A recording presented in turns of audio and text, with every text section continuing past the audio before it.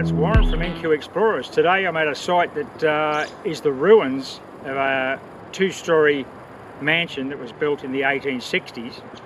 And there's, when I say ruins, there's very little left of it. Actually, I've found no evidence of the foundations yet, but I will. We'll have a scratch around here for a few hours and see what we can find. But this old mansion is an interesting case. It's one of these sites that when you're researching places to go, that I could find very little information on, and that's a really good thing, because if it's hard to find any information on it, it's hard to locate it, and there's a good chance that it'll be one of the very few people that actually come in and have a look around. So I've really struggled to find out much information about this site, but I found it. I know I'm on the spot. And now what we're going to do is a few hours detecting, Colleen and I. I've done a bit of a recon, had a look around, had a bit of a scratch. I can see ceramic scatters and that kind of thing that are typical of the mid-Victorian period.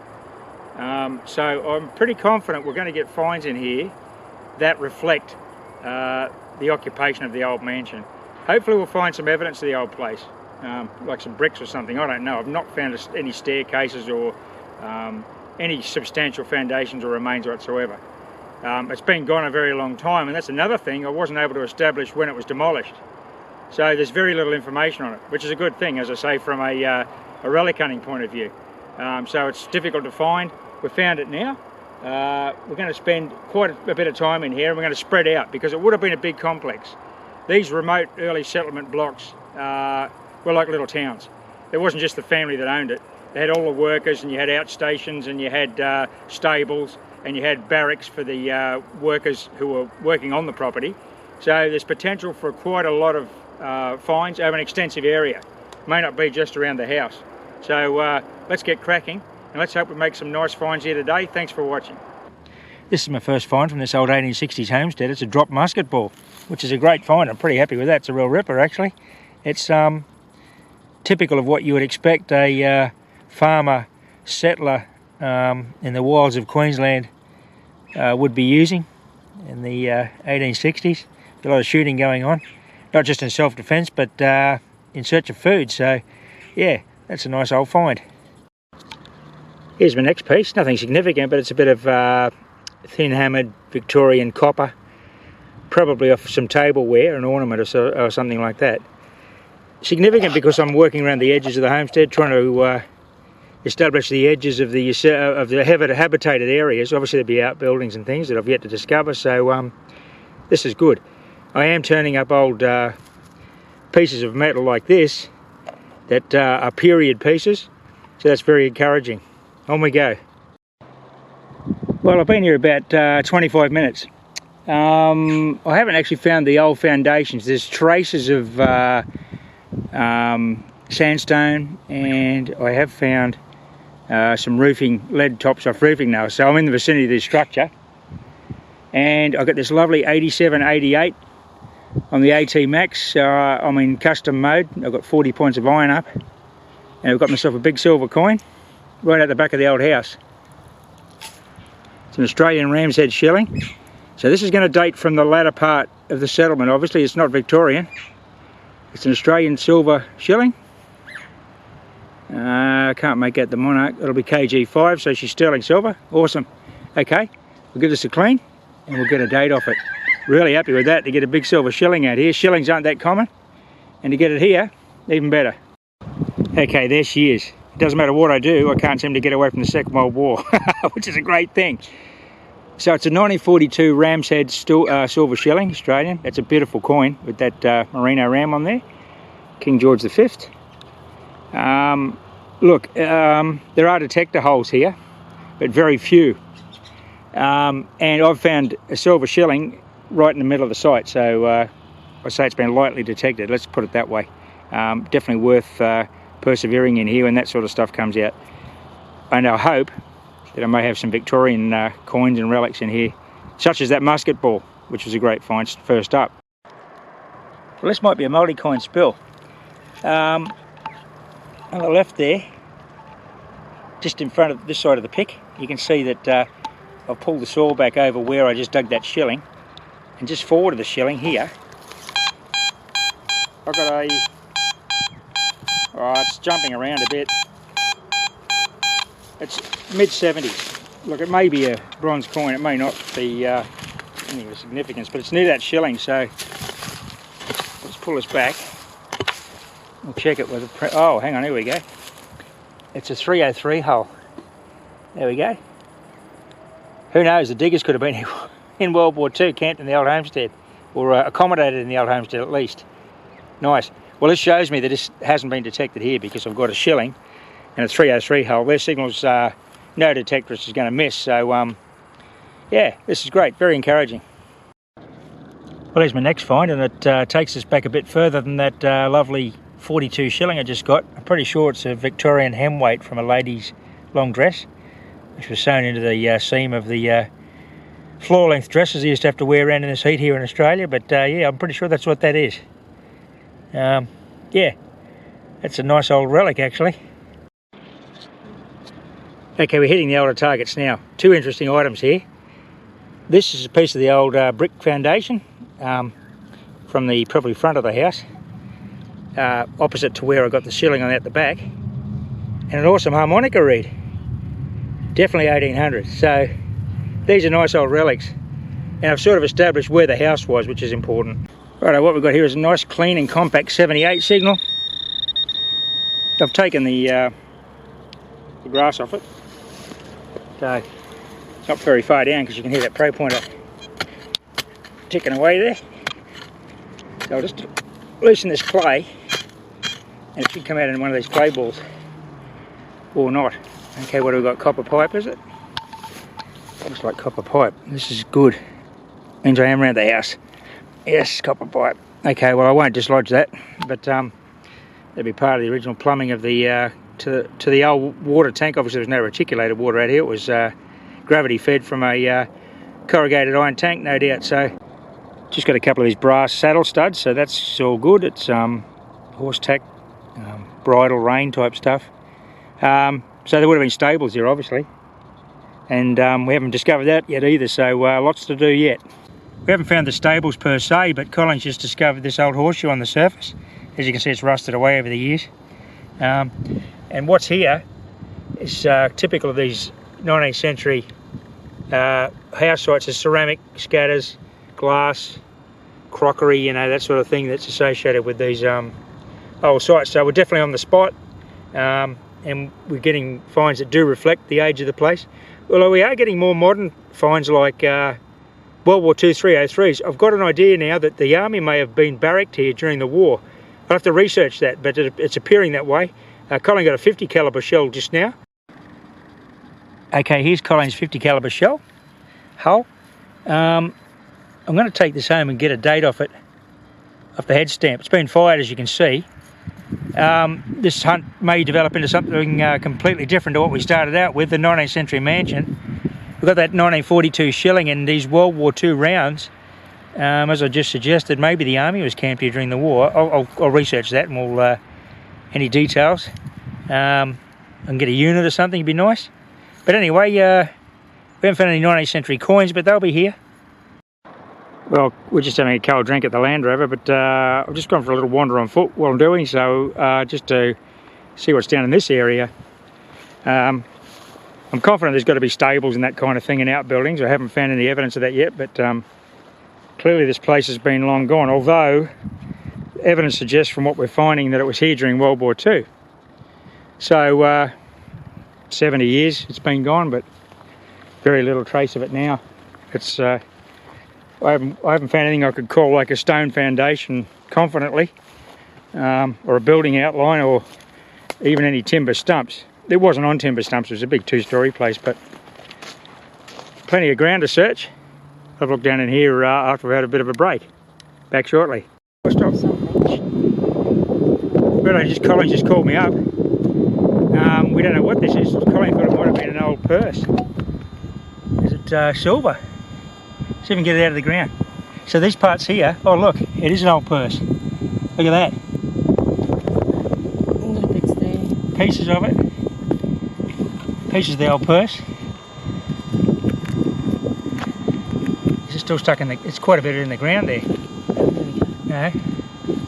Oh, it's quite heavy. That's quite old and very, yes. Look at that, it's really substantial. That's got a lot of weight to it. That looks like it's brass or copper. So there's the clip off the top of the purse. What do you reckon that'd be? Is it part of a purse? I don't know. That looks like a purse, doesn't it? Or... Yeah, that's definitely a clip off a purse. Well, keep cracking here. There might be a handful of sovereigns in there. Who knows? What sort of numbers are you getting there?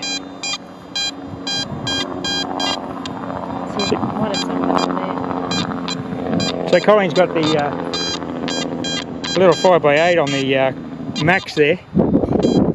Okay, we'll keep digging this and see. Well, I really thought I had something here. I thought it was a Chinese coin, because often they do have very large holes in the centre like this, but it's not actually, it's just a brass washer. Anyway, it rang up too high. It was a 79. Most of the cast brass Chinese stuff's in the 60s. Anyway, this area here where there's quite a bit of ceramic scattered amongst this grass, it's got this beautiful harmonica reed, so more Victoriana coming out of the old site.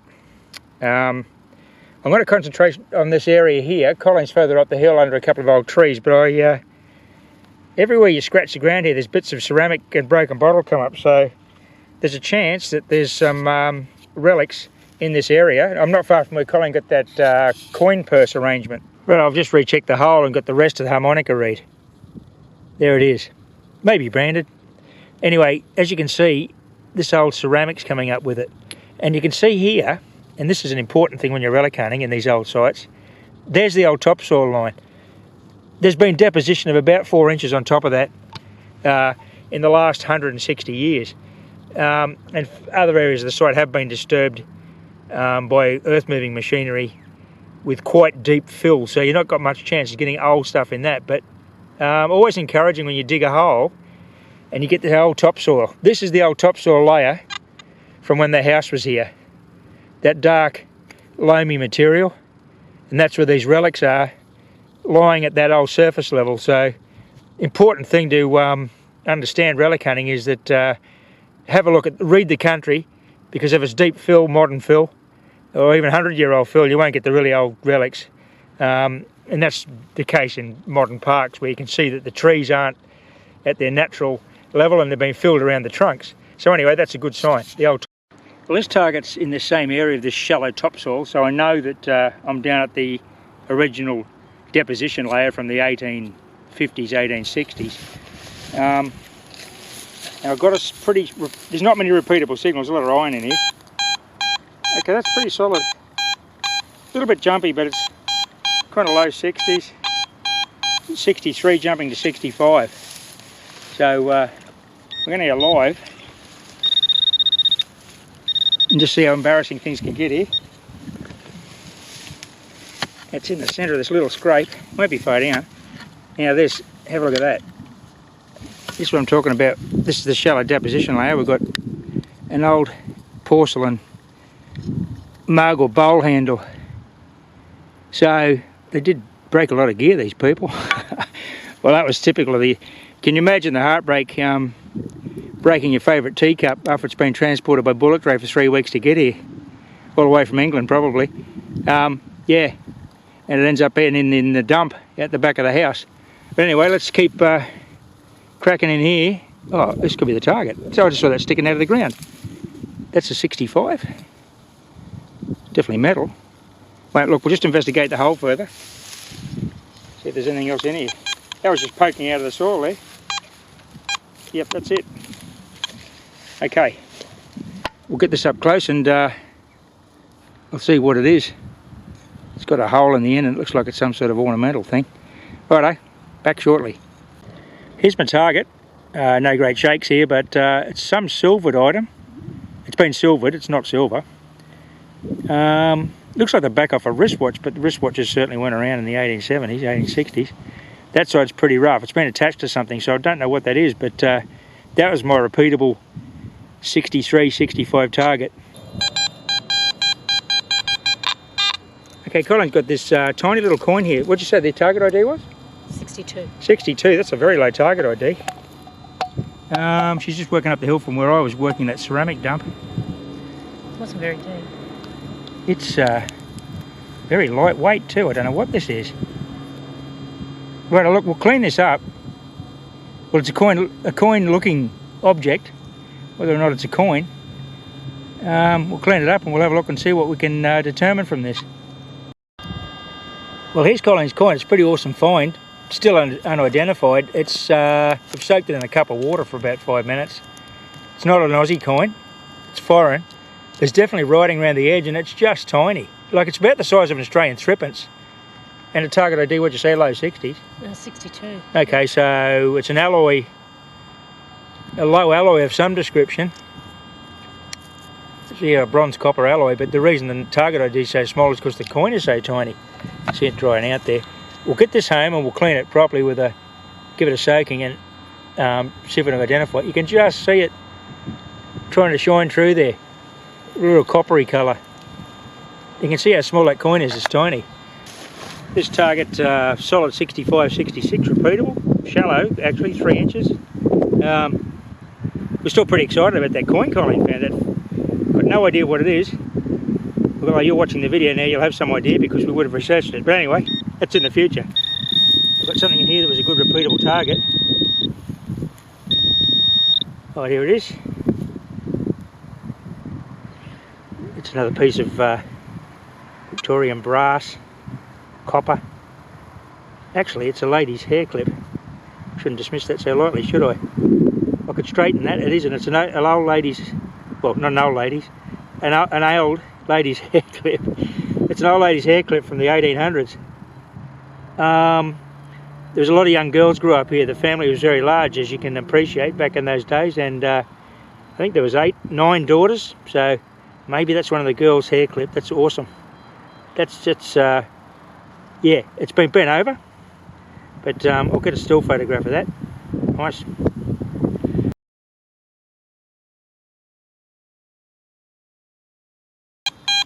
Well, we've got some grass to contend with. As you can hear, I've got the max with the standard coil here. I haven't got the Z-link on. Too hot today. I've got my big hat on. And this is a solid 72, or a little bit jumpy. And it's saying it's at 10 to 15. I'll just show you that target ID on the screen now.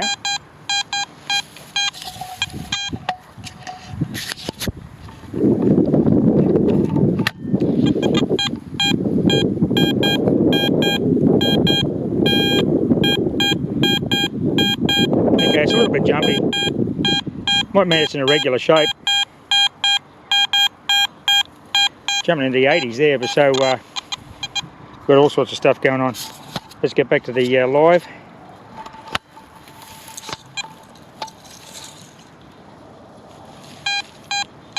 Okay, back on the ground. Let's see if that's in pro pointer range.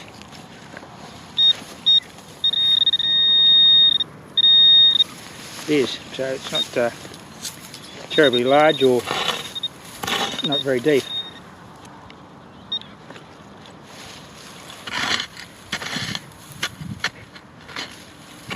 You can see that old topsoil layer just came up then, probably about a centimetre down. It's just going to be. That's what I love about relic hunting, you just don't know what you're going to find in the next target ID. Okay, it's out. I haven't seen anything coming out. Oh, there it is, look. It's a 303 shell. We're getting back to the World War II era now. Shot 303. Okay. Well, I'm downhill from that ceramic dump, so this is not associated with the original homestead, obviously. Someone just called me down here. She's got a button. What sort of button is it? An old one? Oh yeah, it's an old 2-hole button. Oh, yeah. It's a bit different. It is a bit different. It's got a, and it's branded too. That's really good. This could directly connect us with the old place. That's a really unusual little button, isn't it? Yeah. It's like a breast pocket or a fly button, maybe. We'll get some close-ups and still photography and get some brand names off that.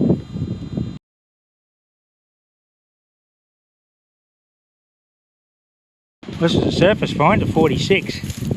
Colleen. I say that looks like it's the top of a salt shaker, eh? It's got the hole, do you reckon? Oh, it might be, yeah. Yeah. It's not steel, it's very thin brass or bronze. Well, Colin's just found a fantastic relic here. She's got the little 5x8 on the AT Max, which makes a difference isolating targets because it recovers a lot quicker than the standard coil. Have a look at this. What'd you say, this was a 90? Yeah, it was high 80s to 90. This is the buckle to end them all. That is just beautiful. Brass buckle. That is a direct connection to the old homestead. Look at that thing. That's obviously off a horse, I guess. It's a hell of a belt buckle for a human to be carting around. It's still got the, that's the steel pin in there. I won't take any more dirt off that. Look at that. Still got the steel pin. Beautiful, big, ornate buckle off a pretty flash saddle, I'd say. Well, this is quite a wealthy family. That doesn't surprise me. Well, that's a great find. Well done.